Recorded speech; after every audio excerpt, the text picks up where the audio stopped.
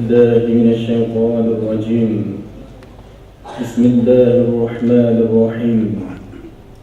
الحمد لله رب العالمين والعاقبة المتقين والصلاة والسلام على سيدنا محمد وعلى آله وأصحابه أجمعين.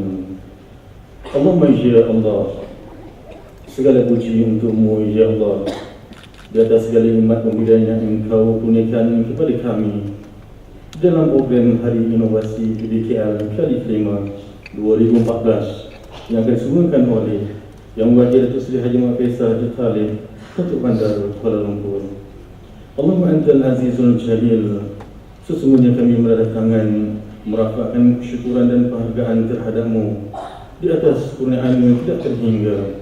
Dengan izin-Mu ya Allah, kami dapat melaksanakan tugas kami, bermuhasabah dan menilai hasilnya. Allahumma ya Karim wa ya Wadud, ilhamkanlah dalam fikiran kami ya Allah ide-ide yang kreatif, positif, proaktif dan inovatif. Semangatkanlah dalam jiwa dan minda kami keazaman dan komitmen yang tinggi. Gunakanlah kepada kami kesihatan serta kekuatan fizikal dan minda, tenaga dan pemikiran kami. Eratkanlah silaturahim di kalangan kami. Semoga dengannya ya Allah, kami dapat menyempurnakan tugas-tugas kami dengan cemerlang dan diteladani serta mampu menuju gemilang. Majlis merakamkan ucapan terima kasih kepada Encik Saiful Azhar bin Ahmad di atas pimpinan bacaan doa yang telah disempurnakan sebentar tadi. Semoga majlis kita pada pagi ini terpelihara dan dipermudahkan sehingga ke penghujungnya. Baiklah pada hari ini kita teruskan atur cara majlis kita pada pagi ini dengan menyaksikan tayangan multimedia yang akan berkisar tentang apa yang dimaksudkan dengan inovasi serta inovasi di Dewan Bandaraya Kuala Lumpur. Sama-sama kita buka perhatian di layar pentas utama.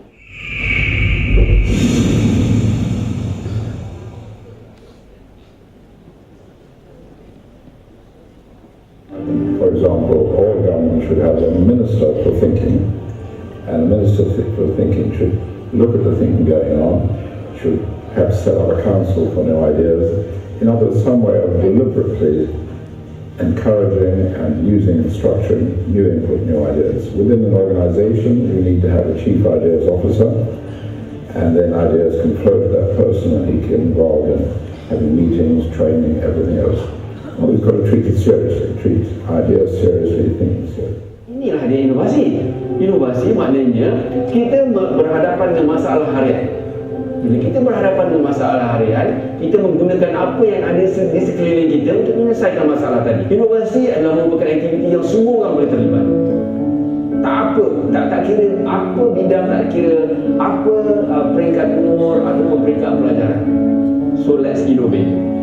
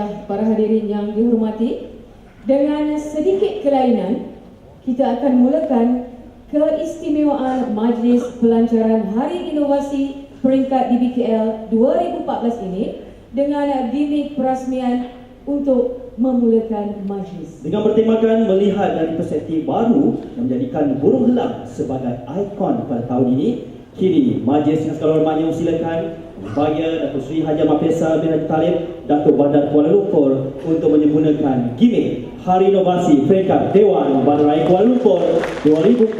Dengan segala hormatnya dipersilakan.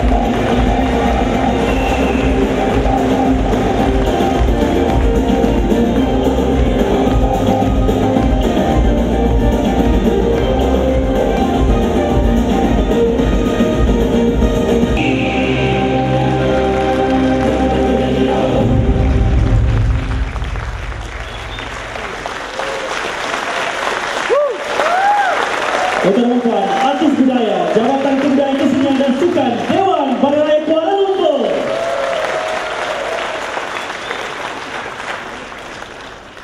Persembahan idea inovasi yang telah dilaksanakan pada tahun terdahulu. Warahmatullahi wabarakatuh. Selamat pagi dan salam satu Malaysia.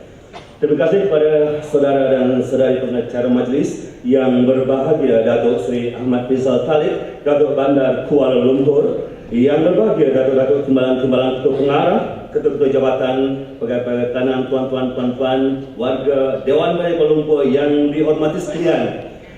Datuk-Datuk, Puan-Puan, Puan-Puan yang dihormati sekalian, saya berterima kasih atas kesempatan yang diberikan untuk membentangkan idea inovasi tahun lepas sebenarnya yang telah pun dapat dilaksanakan pada tahun ini. Datuk-Datuk, Puan-Puan, Puan-Puan yang saya muliakan, di Kuala Lumpur kita perlu bergerak pantas. Oleh yang demikian, isu ataupun perkara yang saya ketengahkan merupakan berkaitan dengan delay, kelengahan dan kehilangan masa. Di Kuala Lumpur masa sangat penting. Jadi saya menumpukan idea ini ataupun isu ini di kehilangan masa di lampu isyarat. Datuk-datuk, tuan-tuan dan puan-puan sekiranya datuk-datuk perasan, tuan-tuan perasan, di persimpangan lampu isyarat apabila lampu bertukar daripada hijau kepada merah, maknanya tuan-tuan red means stop, maknanya mesti berhenti. Tetapi apabila berhenti, ramailah di kalangan kita yang mulalah buka handphone, tengok Facebook, tengok WhatsApp, ada yang selak surat khabar, mana yang pasangan bercinta sibuk bersenda gurau, menyebabkan apabila bertukar daripada merah kepada hijau, mereka tak sedar, mereka tak perasan, sehinggalah orang belakang horn dan kita kehilangan masa mungkin 2 atau 3 saat kerana kita lengah untuk bergerak. Kelengahan di barisan hadapan menyebabkan kelengahan di bahagian yang belakang. Itu idenya. Mengapa kita pentingkan kelengahan ini perlu diatasi? 2 minit bagi orang Kuala Lumpur sangat penting. 2 minit boleh menyebabkan kita lambat sampai ke pejabat. 2 minit boleh 2 saat boleh menyebabkan kita lambat sampai ke pejabat. 2 saat juga boleh menyebabkan kita tidak menepati temu janji. Dan 2 saat juga boleh menyebabkan kita bergaduh disebabkan orang horn daripada belakang. Ya? Jadi untuk mengatasi ataupun mengurangkan masalah kehilangan masa ataupun kelengahan, maka kita cadangkan apakah kaedah yang boleh membantu selain daripada horn orang belakang, apakah cara ataupun langkah yang boleh kita bantu. Jadi kita memikirkan salah satu yang dicadangkan ataupun option adalah lampu isyarat mini. Lampu isyarat mini sebenarnya konsepnya sama dengan lampu isyarat yang sedia ada. Lampu isyarat mini ini kita lihat berbeza dari segi saiz dan juga ketinggian. Sekiranya lampu isyarat biasa, kita mempunyai ketinggian minimum 2.4 meter. Maknanya kalau kita memandu dengan arah yang rendah, dia ada berada di atas kita. Sekiranya ada kenderaan yang melepasi garisan berhenti, dia agak sukar melihat kepada lampu isyarat kita. Yang kedua dari segi saiz, lampu isyarat biasa saiz garis pusat lampu adalah 225 mm ataupun 9 inci. Manakala lampu isyarat mini ini kita reka bentuk lebih kecil saiznya, sebab itu kita namakan mini dengan garis pusat 75 mm. Apa yang membezakan antara lampu isyarat biasa dengan lampu isyarat mini? Kita lihat gambar lampu isyaratnya. Okey, ketinggian. Yang pertama, ketinggian daripada paras lantai ataupun paras jalan adalah 1.2 meter ataupun 4 kaki, adalah separas dengan pemanduan mata kita semasa memandu. Ya? Dan kita lihat perbezaan antara dua. Lampu isyarat yang mempunyai saiz garis pusat yang besar, kecerahan, dengan lampu yang saiz kecil, penumpuan cahaya. Jadi inilah sebenarnya yang kita gunakan untuk menggantikan horn orang belakang ini, memaklumkan kepada kita bahawa lampu isyarat telah pun bertukar kepada hijau. Ayo kita terus bergerak, jangan melengah-lengah lagi. Mempunyai cahaya yang lebih cerah dan berbanding dengan lampu isyarat yang bersaiz lebih besar.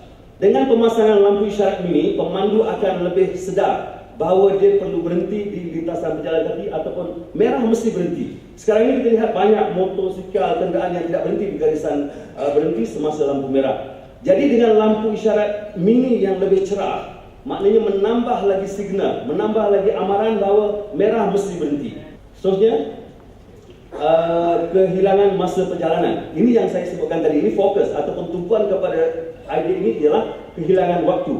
Jadi apabila lampu bertukar daripada merah kepada hijau dan cahaya lampu yang datang daripada lampu isyarat mini yang cerah, yang separas dengan pemanduan, dia akan cepat menyedarkan kita kerana dia menembusi cermin windscreen kereta yang paling hadapan. Maknanya kita seolah kita kena slow. Dia kena slow dan akhirnya dia sedar.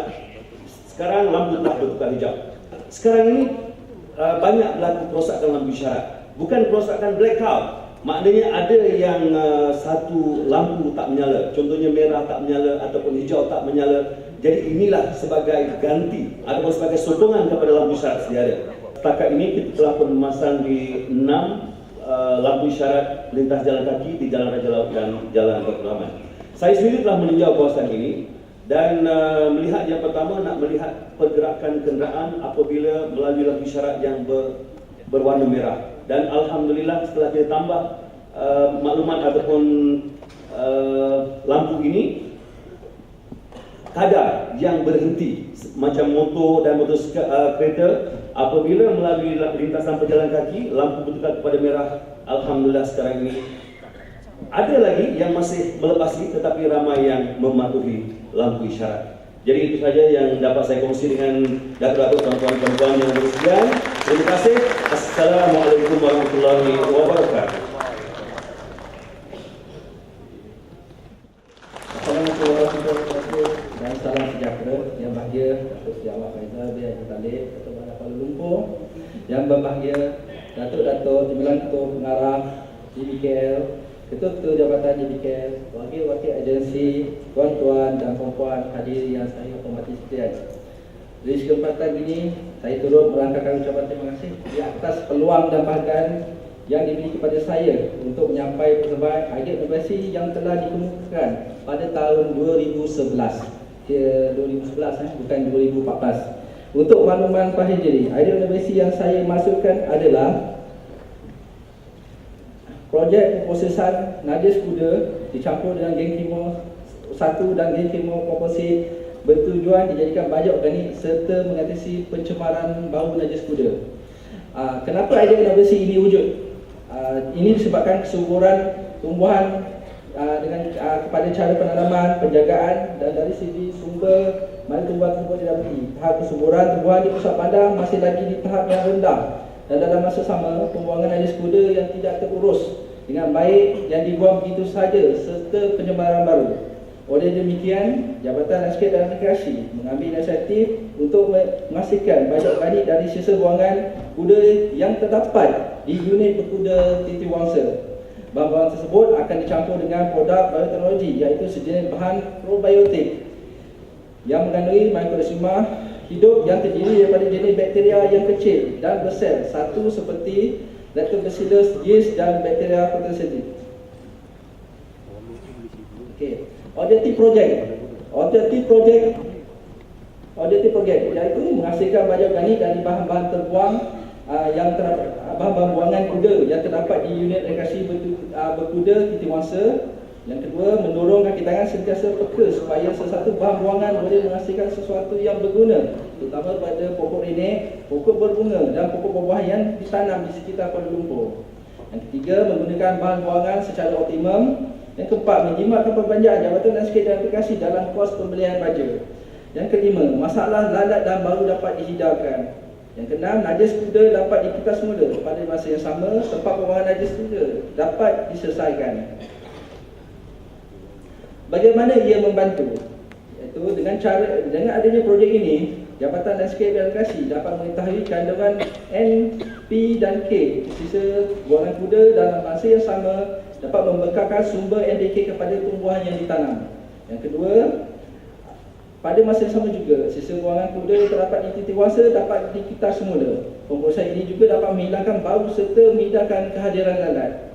Yang keempat, sasaran lokasi adalah di sepanjang dan serta Sode dan Taman Dusun. Walau bagaimanapun, lokasi yang ditetap kemudian telah mengetahui kandungan dalam bahan organik tersebut. Ini adalah kerana didapati kesuburan tanaman kawasan tersebut tidak menunjukkan kesuburan yang sewajarnya. Jabatan Landscape dalam masa yang sama Jabatan Landscape dan Rekreasi dapat menjimatkan penggunaan baja yang dibeli dengan terhasilnya baja organik tersebut. Berikut adalah gambar-gambar menunjukkan tanah tidak subur dan tanah subur.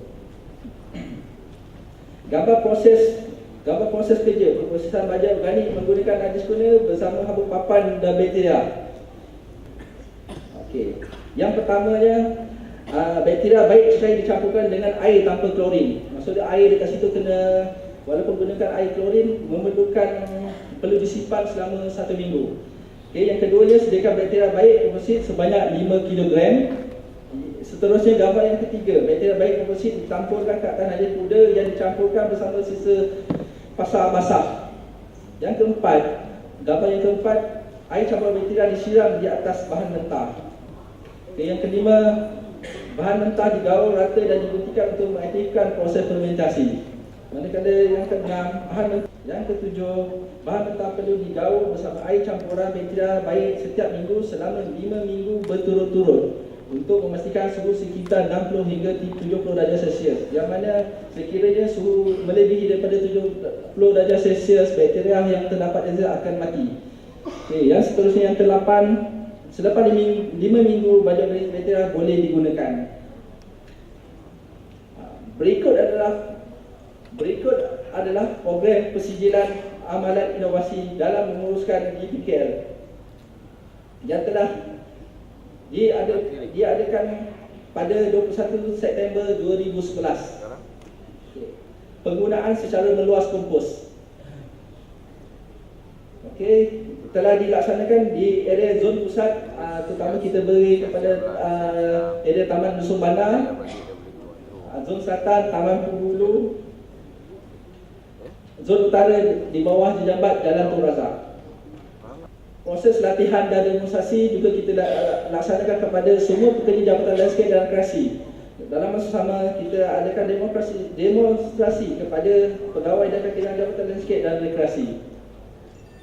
Berikut adalah program penanam pokok yang mana Timbalan Menteri Wilayah Persekutuan yang bahagia Datuk Dr. Loga Walan Mohan dan Tan Sri Datuk di Lantai menanam pokok menggunakan tanah yang dicampur baja organik berbakteria. Pameran baja organik berbakteria ia telah dilaksanakan dan dihadiri oleh Timbalan Menteri Wilayah Datuk Bandar dan Tan Sri Datuk di Lantai bersama pengarah Jabatan Landscape dan Rekreasi melawat pameran baja organik berbakteria pada 26 Oktober 2013 di Taman Tasik Kudu. Penanaman pokok oleh First Lady of Sri Lanka menggunakan kompos dan baja organik berbakteria pada 21 April 2014. Kejayaan projek menggunakan kompos baja organik berbakteria yang mana kita dapat lihat di persimpangan Jalan Sultan Ismail Jalan Raja Laut, kita telah menanam pokok bunga matahari yang mana pokok bunga matahari ini sepatutnya boleh mencapai ketinggian lebih daripada 5 kaki. Namun dekat Jalan Sultan Ismail ni kita tak perlu terlalu tinggi sebab situ lalu lintas terlalu sibuk, takut pokok tu patah. Biar yang penting kita biar rendah dan berbunga. Okey, sasaran jangka panjang penggunaan baja organik iaitu memproses segala sisa tanaman, sisa makanan, pasar dan restoran dan sisa organik najis kuda menjadi bahan bahagia ke arah merealisasikan hasrat kerajaan untuk program kita semula. Sekian, terima kasih.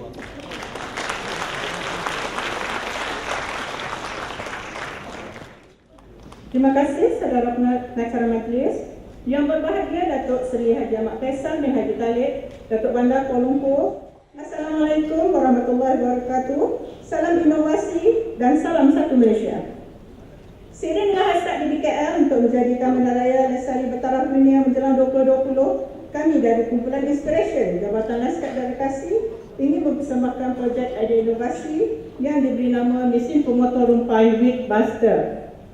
Untuk makluman yang bahagia Datuk-Datuk, tuan-tuan dan puan-puan, Jabatan Landscape dan Rekreasi telah menerima terlalu banyak aduan dari pengguna, pengunjung serta pelancong dari dalam dan luar negeri melalui surat, melalui cetak, media cetak dan media elektronik, hadiah bersemuka, melalui talian dan sebagainya mengenai rumpai yang tumbuh di dalam tasik-tasik di bawah selian jabatan. Mengikut kajian kumpulan, rumpai yang terdapat di dalam tasik Titi Wangsa adalah dari jenis Hydrilla, Verticillata dan ianya tidak beracun. Selain dari mencacatkan pandangan, ianya juga mengeluarkan bau yang kurang menyenangkan. Hidupan air juga terjejas kerana rumpai ini menggunakan oksigen untuk pertumbuhannya. Di samping itu juga, aktiviti-aktiviti rekreasi air seperti memancing, berkayak, bersampan dan polo air terpaksa dihentikan. Kontraktor menjalankan kerja-kerja peninggalan tasik hanya menggunakan cara manual, iaitu dengan menggunakan sampan dan galah untuk mengait rumpai-rumpai tersebut dan dibawa ke daratan serta seterusnya dihantar ke tapak pengurusan sampah. Cara ini adalah terlalu lambat dan tidak efisien serta tidak mengikuti peredaran masa dengan menggunakan teknologi terkini yang canggih. Jabatan juga telah membelanjakan lebih RM1.7 juta setahun untuk kos pengayaan tasik-tasik di bawah selian jabatan. Sehubungan itu, kumpulan terpanggil untuk mencari idea untuk menyelesaikan masalah rumpai yang semakin rumit. Maka tercetuslah idea untuk mencipta mesin pemotor rumpai yang telah diberi nama Weedbuster. Idea ini telah terpilih sebagai pemenang pertama pada sambutan Hari Inovasi Peringkat Jemaria Kuala Lumpur tahun 2013. Seterusnya, idea ini telah mendapat persetujuan dari pembacaan tertinggi untuk dilaksanakan dan telah direalisasikan serta dibangunkan oleh Ketuan Existence yang Berhad dengan kos prototipenya sebanyak RM200,000. Mesin Weedbuster berupa sebuah bot yang dibuat dari gentian kaca yang menggunakan kuasa bateri untuk beroperasi dan dilengkapi dengan sebuah generator yang menggunakan kuasa hidrolik untuk mengangkat rumpai-rumpai yang telah dipotong ke dalam bot. Di bahagian hadapan bot dipasang dengan pemotor rumpai dan sebuah bakat diletakkan di bahagian hadapan dalam bot untuk mengumpul rumpai-rumpai yang telah dipotong sebelum dibawa ke daratan. Memuatkan 500 kg rumpai untuk sekali potongan, hantar ke daratan untuk dibawa ke pusat nursery pindang untuk tujuan pengumpulan dan deposan untuk dijadikan kompos. Kerana rumpai ini kaya dengan nitrogen, kompos ini akan digunakan semula untuk menyuburkan pokok-pokok ditanam di sekitar Kuala Lumpur. Selain penggunaan sendiri, yang juga boleh dikomersialkan. Selain dari kompos, kumpulan akan mengadakan R&D bersama dengan Universiti Pertanian Malaysia untuk kajian sama ada rumpai ini boleh dijadikan pellet untuk makanan binatang ternakan. Kumpulan juga akan membuat penambahbaikan beserta aksesori dengan mengadakan R&D bersama Universiti Teknologi Malaysia Skudai Johor untuk menaikkan taraf mesin Weedbuster bagi memantapkan lagi dari segi reka bentuk dan kapasiti mesin tersebut sebelum ianya dikomersialkan. Selain dari itu, pemotor rumpai Weedbuster juga boleh digunakan untuk mengawal sampah-sampah yang berada di dalam tasik dan juga sungai-sungai, contohnya seperti Sungai Sarawak yang menghadapi masalah sampah yang serius. Kajian kumpulan mendapati ini merupakan mesin pertama seumpamanya yang dihasilkan di rantau Asia Tenggara dan telah pun didaftarkan sebagai harta intelek pelanan di PKL melalui Pembenahan Harta Intelek Negara. Kumpulan berharap Weedbuster akan menjadi ikon kepada negara dan juga benchmark kepada negara-negara di rantau Asia Tenggara. Weedbuster telah dilancarkan pada 21 November 2014 oleh Yang Berbahagia Datuk Seri Haji Ahmad Faisal Haji Talib Datuk Bandar Kuala Lumpur bertempat di Tasik Titi Wangsa. Dan buat pengolahannya, mesin ini digunakan di Tasik Titi Wangsa. Yang Berbahagia Datuk Bandar dalam ucapannya juga menghendaki supaya faktor kedalaman pemotongan ditambah dari 1 kepada 2 meter serta Weedbuster diperluaskan ke tasik-tasik yang lain yang semakin mendesak. Kumpulan juga akan mengadakan promosi ke PBT-PBT yang lain yang menghadapi masalah yang sama. Berikut dipaparkan majlis perancangan Weedbuster dan demonstrasi penggunaan mesin tersebut untuk tadapan para hadirin sekalian. Saya mengucapkan jutaan terima kasih kepada Yang Berbahagia Datuk Bandar, Pusat Tertinggi Jemaria Kuala Lumpur dan Unit Inovasi JPSM kerana telah menjayakan projek ini. Sekian, terima kasih. Majlis kini dengan penuh takzimnya mempersilakan Yang Berbahagia Datuk Seri Haji Ahmad Faisal bin Haji Talib Datuk Bandar Kuala Lumpur untuk menyampaikan ucapan dan seterusnya merasmikan majlis kita pada pagi ini. Dengan segala hormatnya, dipersilakan.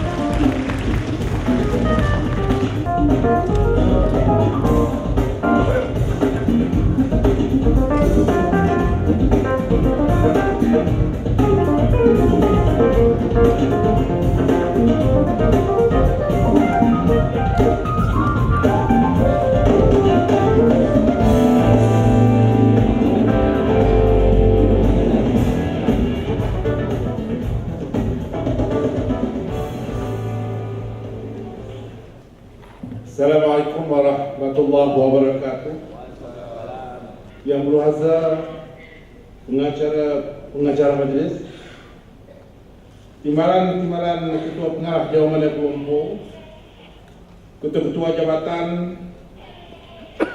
wakil daripada agensi kerajaan, daripada Kementerian Wilayah Persekutuan, MOSTI, Mampu, MPAJ, MPSJ, Majlis Sukan, Perbadanan Pembangunan Kampung Baru, wakil persatuan, peserta-peserta konvensyen kumpulan inovatif dan kreatif, tuan-tuan dan puan-puan yang dihormati sekalian.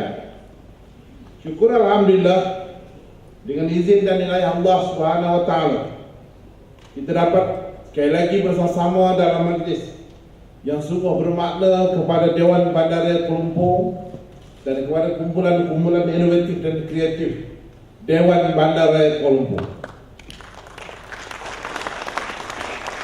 Ini merupakan tahun kelima bagi kita untuk mengadakan majlis dan sambutan inovasi sebagai satu daripada kaedah bagaimana kita menjana idea dan mengukuhkan cadangan pandangan dalam usaha kita untuk memperbaiki perkhidmatan kita dan pada masa yang sama memberikan perhatian bagaimana kita boleh menjimatkan kos dan menggunakan sumber-sumber yang ada sebagai salah satu daripada kaedah kita semula kepada hasil yang tersedia untuk dimanfaatkan.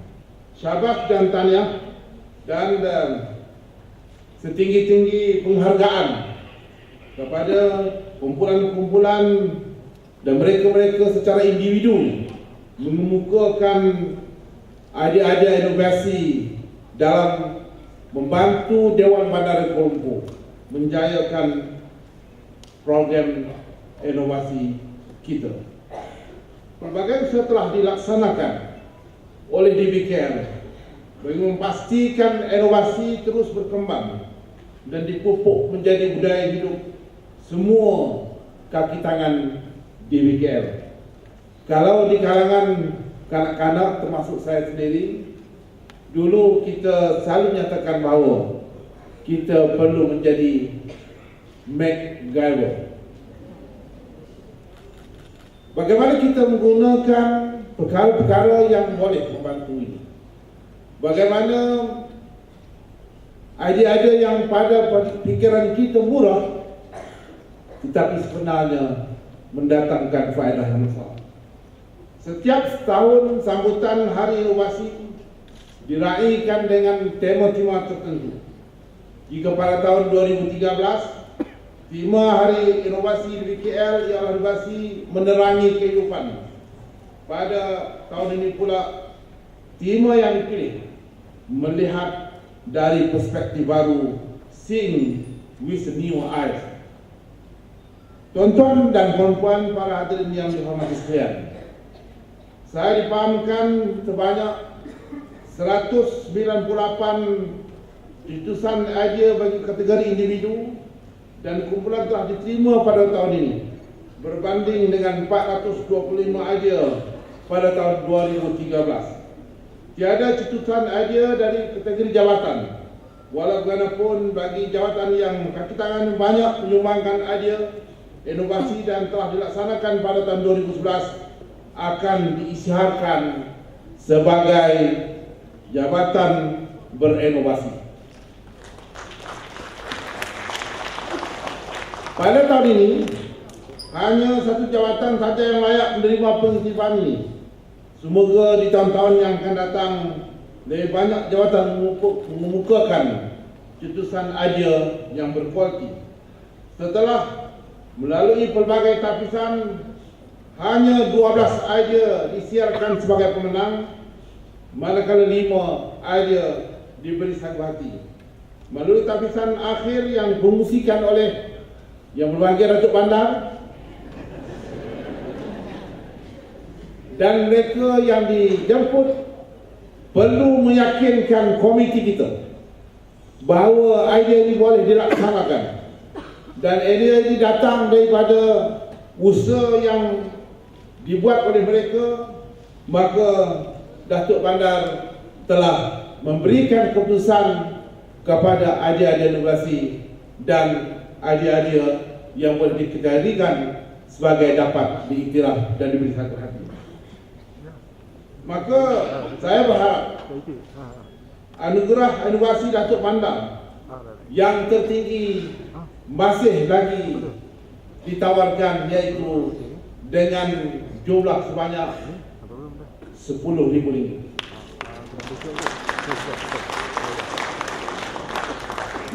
Saya berharap semua ketua-ketua jabatan mengambil pendekatan untuk menggalakkan kaki tangan kita. Dan oleh kerana kurangnya idea yang tiba pada tahun ini, Institut Latihan Dewan Bandar Kuala Lumpur diminta untuk memuatkan satu kursus asas inovasi di dalam prospektus latihan IDB dalam tahun 2015, dan kursus ini wajib dihadiri oleh kaki tangan semua peringkat sekurang-kurangnya sekali dalam tempoh perkhidmatan kita. Saya yakin dan percaya dengan idea-idea yang telah ditunjukkan daripada tuan-tuan dan puan-puan, dan sebagaimana saya nyatakan bahawa kita amat serius kepada menimbang inovasi-inovasi ini, dan kita merakamkan setinggi-tinggi terima kasih pada rakan-rakan kita daripada agensi-agensi luar, termasuk majlis-majlis pembedaran. Kita tidak akan menyembunyikan inovasi ini, tetapi yang pentingnya ialah bagaimana kita boleh menjadikan inovasi ini untuk meningkatkan perkhidmatan kita, kerana kita kena yakinkan bahawa pada masa-masa akan datang kehidupan dalam kawasan perbandaran menjadi cabaran bukan sahaja kepada Kuala Lumpur, tetapi kepada bandar-bandar yang lain. Maka inovasi yang disediakan oleh Dewan Bandar Kuala Lumpur, kalau boleh digunakan oleh mana-mana pihak berkuasa tempatan, kita benarkan, tetapi mesti dengan recognition bahawa itu adalah hak Dewan Bandar Raya Kuala Lumpur. Maka saya mengambil kesempatan untuk mengucapkan syabas kepada inovasi-inovasi yang telah pun dipatenkan, dan kita yakin kita akan dapat mengumpul paten-paten ini sebagai khazanah Dewan Bandar Raya Kuala Lumpur dalam mencetus dan memperkembangkan inovasi kepada kaki tangan kita sekalian. Hadirin yang dihormati sekalian, menyertai KIK adalah satu saluran yang paling baik bagi melahirkan idea inovasi. Menyentuh tentang KIK, saya merasa bangga kerana pada tahun ini buat pertama kalinya DBKR menghantar 4 pasukan KIK ke peringkat wilayah persekutuan. 2 pasukan KIK bertanding bagi mewakili negeri wilayah persekutuan, dan 2 pasukan KIK lagi bertanding untuk mewakili Kementerian Wilayah Persekutuan. Kita mewakili di peringkat kementerian dan juga di peringkat yang saya nyatakan tadi, yaitu di peringkat negeri wilayah persekutuan. Maka inilah kesan daripada kita mengadakan kumpulan KIK ini. Keempat pasukan KIK Dewan Bandar Kuala Lumpur yang telah terpilih meneruskan perjuangan di Konvensyen KIK Peringkat Kebangsaan yang akan diadakan dari 1 hingga 4 Disember 2014 di Johor Bahru. Tahniah diucapkan kepada pasukan KIK DOLT BOT dari Jawatan Pelaksanaan Projek dan Penyelenggaraan Bangunan, Strikers dari Jabatan Pelesenan dan Pengurusan Penjaja, Elektrot dari Jabatan Kesejahteraan Mekanikal, dan QS3 dari Jabatan Ukur Bahan. Mari kita sesama mendoakan kejayaan rakan-rakan kita daripada KIK yang saya nyatakan tadi, bagi meneruskan tradisi kecemerlangan Dewan Dewani Kuala Lumpur dalam memperkasakan budaya inovasi melalui KIK. Sekalung tahniah juga diucapkan kepada pasukan KIK Sihat 15 dari Jabatan Kesihatan dan Alam Sekitar kerana telah mengharumkan nama City Hall of Kuala Lumpur ataupun Kuala Lumpur City Hall, khususnya di pencapaian cemerlang memperolehi Gold Award dalam International Conference on Quality yang berlangsung di Tokyo pada 19 hingga 20 Oktober 2014. Semoga kemenangan ini menjadi pendorong kepada kumpulan-kumpulan KIK yang lain.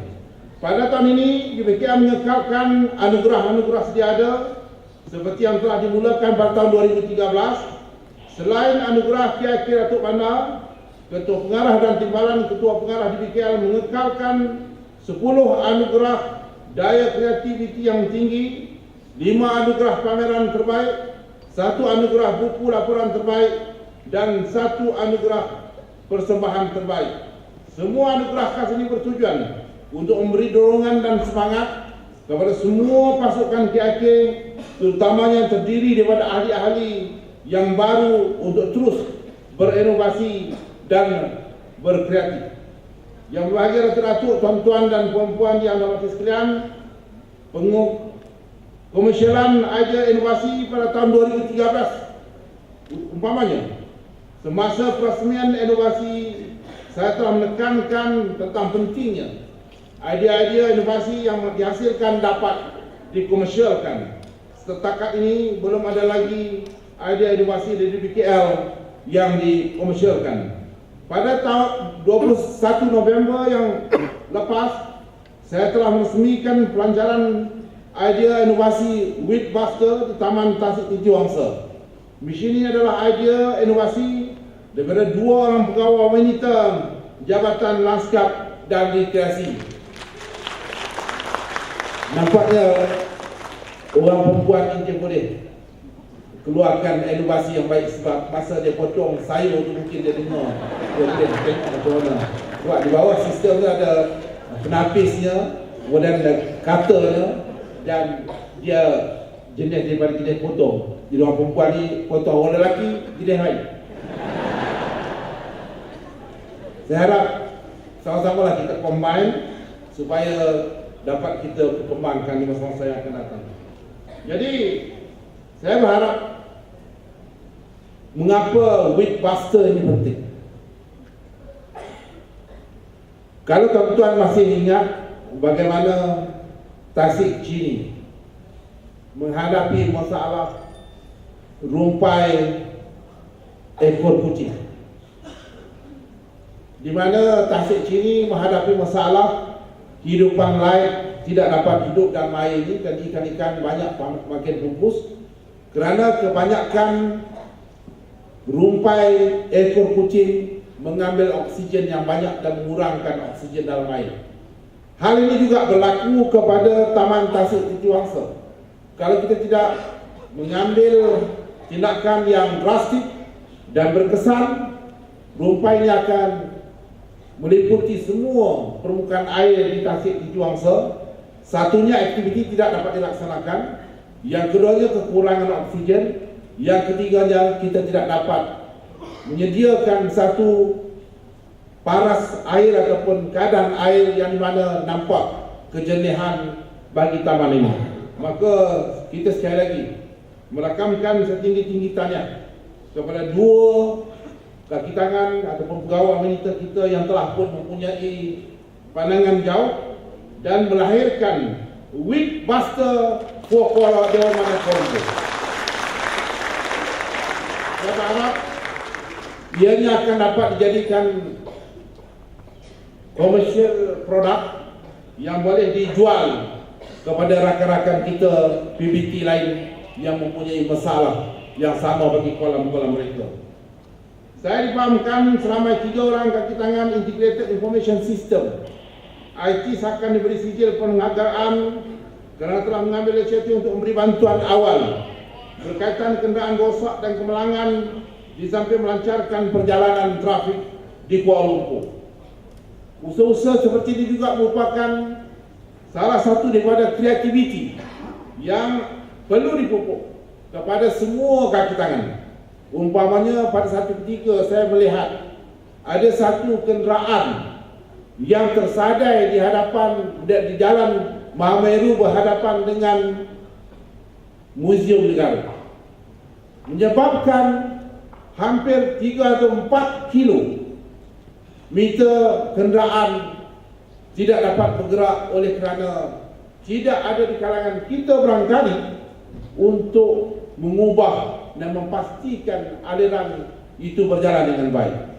Maka kita telah pun mengambil satu pendekatan bersama dengan ITIS dan lainnya, minta kita bereskan, kita clearkan jalan ini supaya kita dapat menjimatkan kos minyak, peluk dan sebagainya serta keadaan yang sesak di jalan kita. Maka hasil daripada sedikit spark of idea untuk bekerjasama dengan pihak polis dan sebagainya, maka ITIS sudah menjadi satu sebutan yang baik bagi melancarkan dan membantu menguruskan lalu lintas di Kuala Lumpur. Maka atas asas ini juga saya telah memberitahu kepada pengarah Dr. Leong supaya keselamatan kaki tangan kita juga perlu diberi perhatian. Dalam kita melaksanakan tanggungjawab ini pada masa jaman juga kita pastikan kita menjaga keselamatan pekerja-pekerja kita. Sikap yang ditunjukkan ini, bagaimana kita melancarkan sistem lalu lintas dan sebagainya, perlulah diberi penghargaan, dan kita juga telah menerima penghargaan daripada pihak polis di Raja Malaysia. Maka saya menyeru kepada semua sekali kaki tangan kita, sedialah kita memberikan bantuan dan perkhidmatan yang baik tanpa mengira kedudukan kita, tetapi yang pastinya ialah kita menjaga nama baik Dewan Bandaraya Kuala Lumpur dalam usaha kita meningkatkan dan memberikan perkhidmatan yang terbaik kepada masyarakat. Tuan-tuan, datuk-datuk, tuan-tuan dan puan-puan, sebagai penutupnya, pada kesempatan ini saya ingin mengucapkan terima kasih kepada barisan panel penilai Konvensyen KIK, walaupun mereka tidak bersama-sama kita pada hari ini, kepada pemenang-pemenang Konvensyen KIK ke-16 dan pencetus idea inovasi, tahniah diucapkan. Dan kepada yang tidak dapat tempat, teruskan usaha, jangan putus asa dan teruslah berinovasi. Kepada rakan-rakan kita daripada jawatan-jawatan luar dan juga rakan-rakan kita daripada pihak universiti lain, saya mengalu-alukan tuan-tuan datang ke Dewan Bandaraya Kuala Lumpur dan welcome to Kuala Lumpur. Jangan juga lupa berbelanja di Kuala Lumpur. Dengan lafaz Bismillahirrahmanirrahim, saya dengan sukacitanya merasmikan Hari Inovasi Peringkat DBKL tahun 2014. Sekian wabillahi taufiq. Wassalamualaikum warahmatullahi wabarakatuh. Majlis maka ucapan terima kasih kepada Yang Berbahagia Datuk Bandar. Yang Berbahagia Datuk Bandar, di pentas utama bagi sesi penyampaian anugerah hadiah serta sijil, dengan segala hormatnya dipersilakan.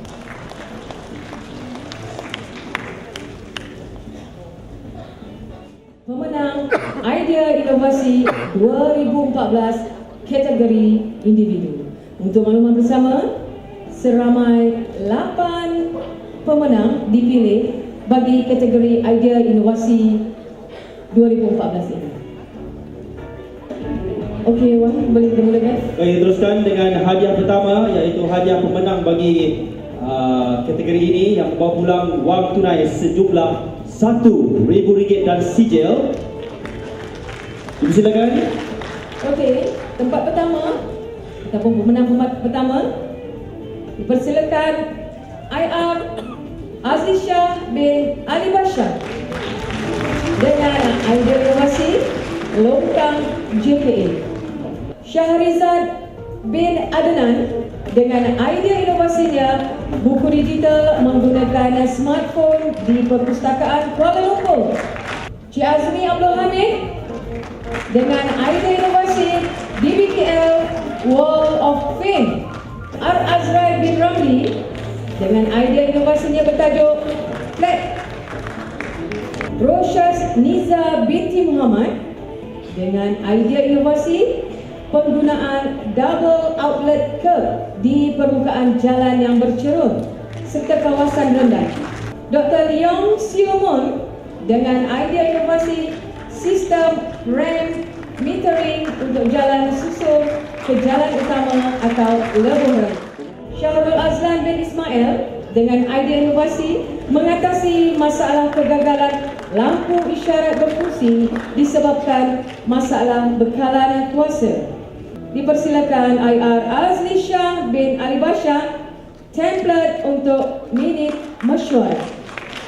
Dipersilakan kumpulan pertama Dynamic 2.0 dengan idea inovasinya menyedia garis panduan hiburan dalam bentuk video. Dipersilakan kumpulan kedua Bowl. Nama kumpulan ialah Bowl yang membawa idea inovasinya kesukaran menyelenggara kerosakan paip air tersumbat pada sistem penyaman udara. Dipersilakan kumpulan ketiga Roadstar dengan idea inovasinya PC Slab menggunakan milling Western. Baik, penerima berikutnya ini ialah kumpulan daripada Steve Beyond memenangi tiga hadiah, iaitu hadiah pertama berpulang RM2,000, RM2,000 dan RM2,000, keseluruhannya RM6,000 bagi idea mobile application DBKL Dialog dan DBKL Neighborhood Forum serta Dog and Cat Programs. Hal yang diucapkan. Wow, 3. Nak saya baca panjang. Silakan kumpulan Illusion yang membawa idea inovasinya membantutkan pertumbuhan pokok, membawa pulang wang tunai RM2,000 beserta dengan sijil. Dan kumpulan terakhir yang menerima selepas ini silakan DBKL Innovators yang membuat idea inovasinya Reading Fund, membawa pulang wang saku hati RM1,000 beserta dengan sijil. Silakan. Kini majlis beralih kepada sesi kedua, iaitu sesi penyampaian penghargaan oleh yang berbahagia Datuk Bangga. Kita mulakan sesi ini dengan penghargaan Jabatan Berinovasi. Dengan ini diumumkan penghargaan Jabatan Berinovasi untuk tahun 2014 disandang oleh Jabatan Pengangkutan Bandar. Jabatan yang aktif berinovasi dan menyumbang paling banyak dalam idea inovasi sejak tahun 2011 sehingga kini yang diterima untuk pelaksanaan. Tuan-tuan, Jabatan Pengangkutan Bandar.